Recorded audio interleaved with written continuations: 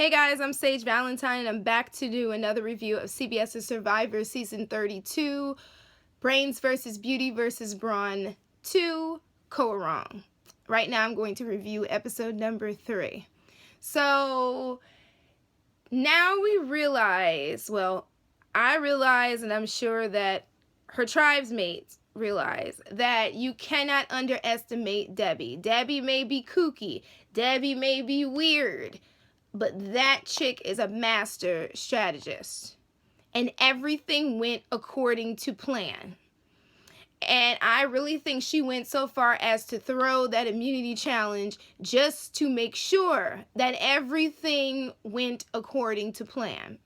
Some of you guys may disagree with me on that, but if you get a chance to rewatch that immunity challenge, even if you find a clip of it on YouTube, to me it seemed like Debbie was calm and cool and collected.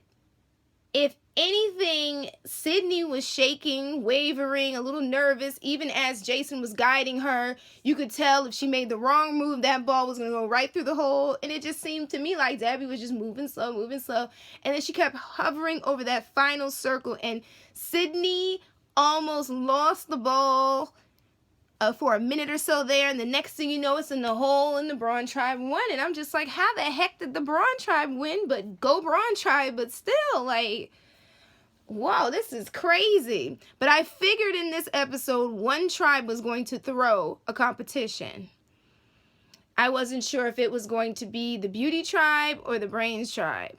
But now the Brains Tribe should realize that they need to watch out for the older folks, because I do believe that Joe is just as ruthless as Debbie is, and those two may be the last two standing in their tribe. And if I'm wrong, fine, but that is the way I see it.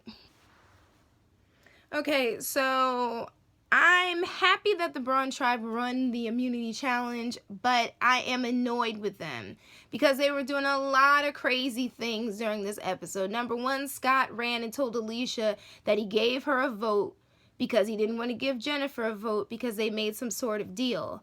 And I'm just like, you really didn't have to say that. Jason was saying he really didn't have to say that. And all that information did was make Alicia even more angry than she already was.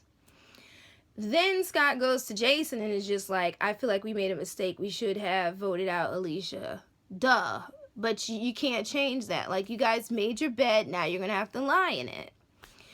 Then there's the whole issue of Sydney. Because some people would say, ooh, Alicia was being foolish and trusting Sydney. At this point, we're seeing that Sydney is not all here for Alicia, but Alicia thought that Sydney was cool with her. And all of a sudden, Alicia showed Sydney this idol clue. And then they're both looking for this tool thing. And then Jason sees them looking. And then Sydney runs back to Jason and tells him that Alicia found this idol clue, despite the fact that Sydney found the actual tool. And remember, she hid it. And then the next thing you know, the boys are going in the direction that she told them where they found the clue. But Jason, being the bounty hunter, he found the rolled up piece of paper because Sydney left it out and didn't hide it. He took that, and the next thing you know, they're reading the map and they take off. Sydney and Alicia are behind them running. And then they see this tube in a tree. The same kind of thing that Ty was dealing with in last week's episode. So the next thing that you know, they're creating this tool like the one in the picture, and they use this like pointy part to stick it in the hole of the tube, push out this rolled up piece of paper, and when it falls, Alicia and Jason go after the tube. Jason gets it, and he gets the key and unlocks the box, and he has this immunity idol. And I'm just like, this whole idol thing is not a group project. It's only for one person to obtain and one person to save themselves or choose to help somebody else. Do I think Jason is going to help Scott? I'm not sure, but I don't honestly believe that he would. But still, Scott believes that he's going to help him and everything's going to be fine. I think that Scott should find his own idol and not depend on Jason, because when it comes down to it, Jason is going to save himself, obviously. So let's talk about the beauty tribe. Ty got his idol. Poor Ty wept because he and Caleb had to kill this chicken because Caleb needed the protein, the others needed the protein, and everybody else on the tribe was just so moved at how Ty became very emotional over the chicken dying. Everyone except Nick, which I'm not surprised, because Nick, to me, just seems kind of like, okay, whatever. Some people online were calling him the serial killer. They seem to have names for everybody on the team, but I think they really need to watch out for Nick. So if the beauty tribe loses a challenge in the future, Nick will probably be the first person that they decide to try to get kicked off the island. Okay, so the girls decide they want to pull over one of the guys and seduce them into their alliance, and they decide to grab Caleb, which was smart considering that Caleb is very, very loyal. To be honest, on Big Brother, I thought he was a little too loyal because those guys really used him, and I felt bad for him. Even though if you watch my reviews, I was completely annoyed with him, and I was just like, bye Caleb, like, can they just vote Caleb out? Because I was feeling like he was being a little bit too naive. But honestly, he is a loyal guy, and he will do everything that he can to keep his fellow alliance members safe. But with that said, he can't trust the girls' alliance, and I'm all here for girl power, but once they get out who they want to get out, and it comes down to it, they're going to try to get him out, and he needs to protect Ty, so he's going to have to think of himself and think of Ty. So let's talk about the Brain Tribe. Okay. Like I said, they underestimated Debbie, and Pete and Liz thought that they were the puppet masters, and they realized that the entire tribe was split. That Pete had Liz, Liz had Pete, Aubrey had, what's his name, Neil, and Joe has Debbie, and Pete and Liz decide they want to get out Neil. But they paid little attention to the fact that Debbie was playing the spook that sat by the door. It's this old movie that my mom told me about when I was younger, where basically she was just sitting back and acting like she was not a threat. Meanwhile, she was noticing everything. They basically looked at her as though she was the old crazy cat lady. And I thought they were wrong last week, even though it was kind of funny what they were saying. But I thought they were wrong, and I was right.